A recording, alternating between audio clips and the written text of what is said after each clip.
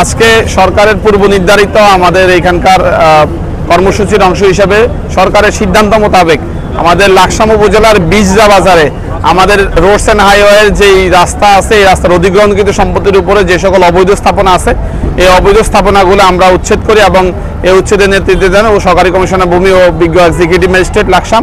আমাদের সাথে সার্বিক সহযোগিতা করেন আমাদের লাকসাম থানার ভারপ্রাপ্ত কর্মকর্তা নাজরিন সুলতানা এবং আমাদের রোডস অ্যান্ড হাইওয়ের এসডি মহোদয় উপস্থিত আছেন এবং বাংলাদেশ আর্মি আমাদের লাকসাম ক্যাম্পের প্রতিনিধি ওনারা সদস্যরা উপস্থিত ছিলেন।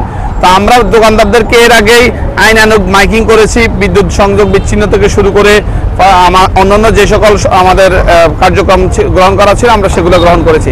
মূল বিষয় আমরা দোকানদারদেরকে বলতে চাই একটা বিষয় যে এটা আঞ্চলিক মহাসড়ক চাঁদপুর কুমিল্লা হাইওয়ে, এখানে অসংখ্য যানবাহন প্রতিদিন আসা যাওয়া করে। আমাদের রাস্তার উপরে অনেক দোকানদার ভাইরা আমাদের রাস্তার উপরে অবৈধভাবে স্থাপনা করে দোকান বা ব্যবসা পরিচালনা করছেন। তো আমরা আজকে উচ্ছেদ করেছি এবং আমাদের এটা কন্টিনিউ থাকবে, এটা আজকে শেষ না এবং আমরা যাওয়ার পরে যদি কেউ বসে তখন তাদের বিরুদ্ধে আমরা আইনানুগ ব্যবস্থা নিব। আমরা বিজরা বাজার সম্পন্ন করেছি, এখন আমরা মুজাফফরগঞ্জ বাজার যাব।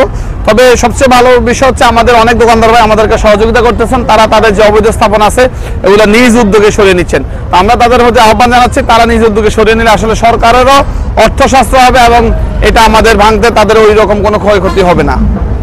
এখানে কতগুলো দোকান আমরা প্রায় 200 দোকানের মতন আমাদের বাজার কমিটি এখানে উপস্থিত আছেন, তারা সার্বিক সহযোগিতা করছেন। আমরা ছোট বড় মিলে বিজরা বাজারে 200 দোকান উচ্ছেদ করছি। আমরা আমাদের অ্যালাইনমেন্ট নকশা অনুসারে, এটা অ্যালাইনমেন্ট অধিগ্রহণ যতটুকু সম্পত্তি ততটুকু, এটা আমাদের অ্যালাইনমেন্ট নকশা আছে, নকশার ভিতরে যতগুলো পড়ছে সবগুলো উচ্ছেদ করা হয়েছে।